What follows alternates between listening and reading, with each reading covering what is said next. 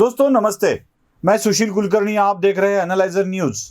मैं एक ऐसे नेता की कहानी आपको बताने जा रहा हूं जिसे सुनकर आप भौचक्के रह जाएंगे। रुद्राक्ष की संस्कृति को त्याग कर द्राक्ष की संस्कृति अपनाने वाला ये नेता किन किन लड़कियों के साथ, किन किन महिलाओं के साथ क्या क्या कर रहा है, यह आपके सामने आ जाएगा। रुद्राक्ष की छोड़ द्राक्ष की अपनाने वाला ये नेता, इस वाक्य में बहुत कुछ छुपा हुआ है दोस्तों। ये नेता एक बड़ी हस्ती है, महाराष्ट्र की राजनीति में इसका बड़ा नाम भी है। यहां तक कि इस नेता के सिवा महाराष्ट्र के राजनीति का विचार ही नहीं किया जा सकता। वैसे तो पिछले कुछ दिनों से ये नेता भगवान की पूजा या आरती में विश्वास नहीं रखते हैं, लेकिन आरती में बड़ी इनकी दिलचस्पी है। अब किसी आरती को या किसी आरती के समय अब्सेंट रहना इनको बिल्कुल पसंद नहीं है। ये आरती के समय प्रेजेंट रहते ही रहते हैं। अपने सरकारी आवास में बैठे बैठे, मतलब जब काम खत्म करके ये आते थे, तब सरकारी आवास में बैठकर घंटों तक ये आरती किया करते थे फोन के ऊपर। मतलब आरती में इतनी रुचि थी, इतना दिल लगा हुआ था कि भगवान के दरबार में जाकर आरती करने पॉसिबल नहीं होता था, तब ये अपने फोन के ऊपर आरती करते रहते थे। बात उन दिनों की है जब ऑनलाइन आरती या ऑनलाइन पूजा नहीं होती थी। तब उन दिनों में ये नेता ऑनलाइन आरती या ऑनलाइन पूजा में विश्वास करते थे। अब ये एक ऐसी महिला को सपोर्ट कर रहे थे जो अपने पैरों पे ऊपर खुद खड़ा होना चाहती थी। ये महिला योग प्रशिक्षण देती थी।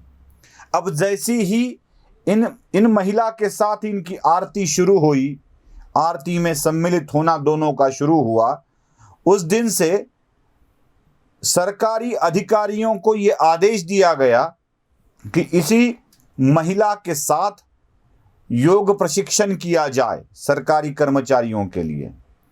कहा यह भी जाता है कि उस वक्त के योग प्रशिक्षण के लिए सरकारी अनुदान से या सरकारी खजाने से करोड़ों रुपए दिए गए हैं बतौर योग प्रशिक्षण देने का मेहनताना। अब देखो, आरती वालों में तो विश्वास है नहीं, लेकिन आरती में बहुत ही उनका विश्वास है। अब ये फोन पर की बातें धीरे धीरे धीरे रिकॉर्ड होने लगी। अब ये भी होने लगा, फोन तो सरकारी था। फोन सरकारी हो या प्राइवेट हो, किस किस को लैंडलाइन से फोन किया जाता है, इसका रिकॉर्ड तो होता ही है। अब सरकारी आवाज से किए गए फोन की डिटेलिंग आने लगी। इतना ही नहीं, बल्कि जिनको फोन किया जा रहा था उन्होंने भी अपना रिकॉर्ड संभाल के रखा था। जैसे ही रिकॉर्ड सामने आया, नेताजी हड़बड़ा गए।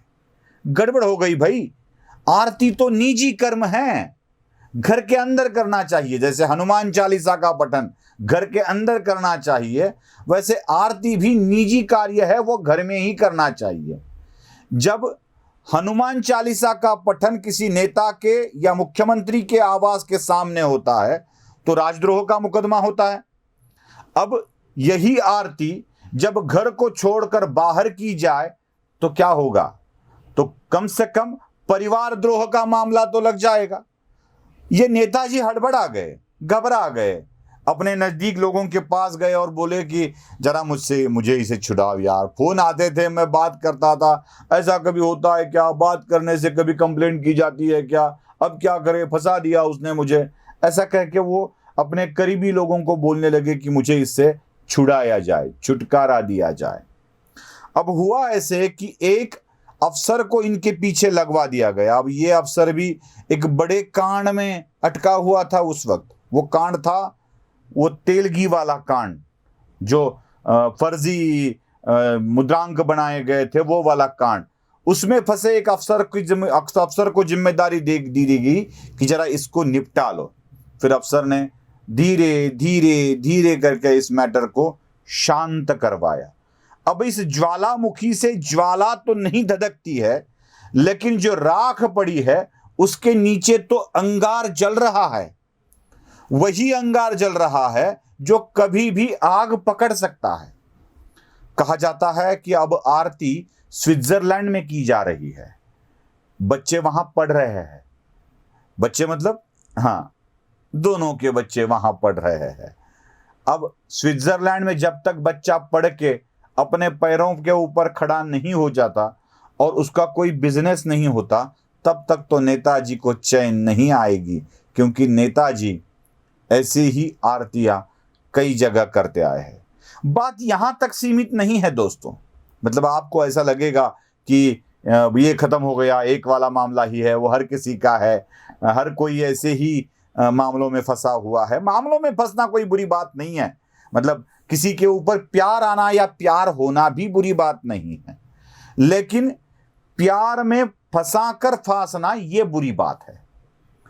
एक ये नेताजी है ना, बड़े ही रंगीले किस्म के हैं। मतलब वो ऐसे खुशमिजाज है जिनको फिल्मों में बड़ा इंटरेस्ट है, खास करके फिल्म वालों में बड़ा इंटरेस्ट है। फिल्म वाले इनके आंखों के तारे, मतलब नयन के तारे रह जाते हैं, हो जाते हैं, बन जाते हैं। अब इन्हीं फिल्मों वालों के ऊपर विजयश्री प्राप्त करना, जयश्री प्राप्त करना इनके लिए अपने एक फक्र की बात बन जाती है। बात यहां तक पहुंच गई कि नेताजी का दूसरा परिवार, ये दूसरा या तीसरा क्या कहना चाहिए आप समझ लीजिए, एक और परिवार, यही कहेंगे ना, ये बहुत अच्छा शब्द होता है, क्योंकि गिने कौन भाई, और कितने गिने, उंगलियां कम पड़ जाएंगी गिनते गिनते। इससे तो बेहतर है कि सिर्फ एक और बोल दे। एक और परिवार विदेश में बढ़ रहा है। नेताजी कईयों के ऊपर अपनी विजयश्री या जयश्री प्राप्त कर रहे हैं। एक और परिवार जो विदेश में, शायद स्विट्जरलैंड में ही पल रहा है, बड़ा हो रहा है। अब ये तो मामला दूसरे घर जैसा ही बन गया है, लगभग दूसरे घर जैसा ही, क्योंकि नाम दिए जाना या नाम का इस्तेमाल करना, ये सारी चीजें हो रही है। एक परिवार होते हुए भी दूसरा परिवार नेताजी पाल रहे हैं। अब कहाँ नेताजी की बात करें, सारे नेताजी तो ऐसे के ऐसे ही पड़े हैं।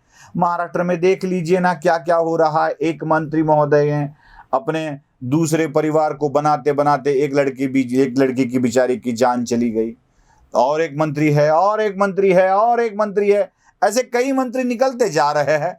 पोतड़ी से एक मंत्री और उनके एक परिवार बाहर निकल रहे हैं। मैंने कहा था ना, मामला यहीं तक खत्म नहीं होता है, मामला और भी आगे है। मैंने पहले ही कह दिया था कि मंत्री जी फिल्म वालों से बहुत ही प्यार करते हैं, बहुत ही अच्छी जगह है उनके मन में फिल्म वालों के लिए।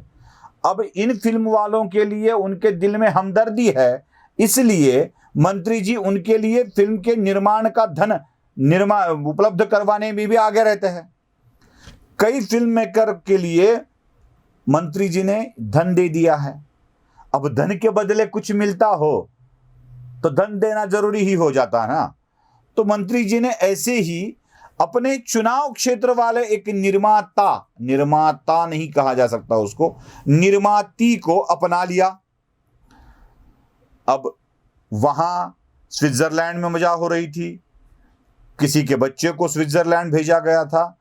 अब इस निर्माती ने जो कुछ भी दिया था, मतलब कोई देता नहीं है, लिया था मंत्री जी ने, बहला फुसला कर, अपने प्रेम जाल में फंसा कर, अपने ये संपत्ति वाले जाल में फंसा कर, अपने प्रभाव वाले जाल में फंसा कर नेताजी ने जो किया था, वो उस नेताजी उनके साथ कई बार विदेश का दौरा कर चुके हैं। लेकिन नेताजी इस बार अपने खाए नमक के साथ वफादारी नहीं करते दिखाई दे रहे थे, बिल्कुल नहीं करते दे रहे थे, क्योंकि विदेशों में तो घुमाया, एक दो फिल्मों के लिए सहकार्य तो किया, बाद में उसका सब कुछ लूट लिया, कहीं का ना छोड़ा। यह स्थिति है। नेताजी ना उम्र देखते हैं, ना अपनी उम्र देखते हैं, ना सामने वाले की उम्र देखते हैं। नेताजी बस प्यार में डूबे रहते हैं, प्यार के सागर में। कितने डूबते रहते हैं, तरते रहते हैं। बड़ा आनंद आता होगा नेताजी को इस प्यार के सागर में डूबने का। दोस्तों, किसी और के ऊपर फर्क पड़े या न पड़े, सरकारी आवास के निचले वाले मंजिल पर, मतलब बिल्कुल धरातल के नीचे एक रूम बनाई गई थी, उसका नाम ग्रीन रूम था। उसी ग्रीन रूम में जो भी कुछ लीलाएं होती थी, ये देखने वाला एक दिव्य दृष्टि संजय नाम का दूत भी वहां था। संजय दूत ये दिव्य दृष्टि से देखता था अंदर क्या हो रहा है, बस उसको ही मालूम था, बाकी कोई जान नहीं पाता था। इसलिए मैं दिव्य दृष्टि और संजय बोल रहा हूं, क्योंकि महाभारत में संजय को ही दिव्य दृष्टि थी। ये संजय देख नहीं पाया, अपनी दिव्य दृष्टि से देख रहा था। कितनी बार देखता, छोटी छोटी बच्चियां, वो भी इनकी चपेट में नेताजी की आ रही थी। देख नहीं पाया, बेचारा इस प्रेशर को सहते सहते सहते चुप रहते रहते कई बीमारियां अपने के ऊपर लगा रहा था, क्योंकि नेताजी के मामले एक के बाद एक हो रहे थे और नेताजी को फंसाने वालियां भी बढ़ रही थी। इसका सीधा प्रेशर इस दिव्य दृष्टि संजय के ऊपर आ रहा था। वो नेताजी से रिक्वेस्ट कर रहा था, नेताजी बंद कीजिए ना ये सारी बातें, लेकिन नेताजी मानने वालों में से नहीं थे। ऊपर वाली जगह पर नेताजी की असली घरवाली पूजा करती थी और नेताजी नीचे कभी आरती के साथ क्या कुछ किया करते थे या किसी और के साथ क्या कुछ किया करते थे। एक दिन संजय ये सह नहीं पाया, उसके दिल पर पूरा बोझ आ गया और एक रात संजय सो गया, उठा ही नहीं, फिर देखने के लिए बचा ही नहीं।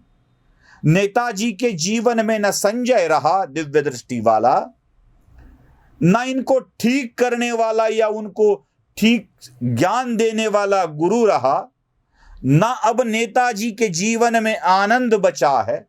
न गुरु है, न आनंद है, न संजय है, न ये जिनके साथ रातें रंगीन की थी वो है। नेताजी बस आज पछता रहे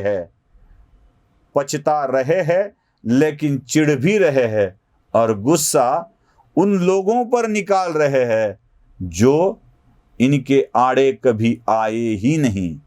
अब मुझसे न पूछिए ये नेताजी कौन है, बस अंदाजा लगाते रहिए कि नेताजी कौन है। आप पूछेंगे और पूछने के साथ साथ मैं बता भी दूंगा, तो मुझे न जाना पड़ेगा जेल। दोस्तों, इसीलिए आप नेताजी का नाम मुझसे न पूछिए, चाहो तो इसे काल्पनिक कथा समझ लीजिए, जो जैसा समझे। कोई काल्पनिक समझे तो ये काल्पनिक है, कोई असली समझे तो कोई ये असली है, लेकिन नेताजी भी बहुत बड़े असली हीरो है, ये बात तो हमारे समझ में आती है। नमस्ते।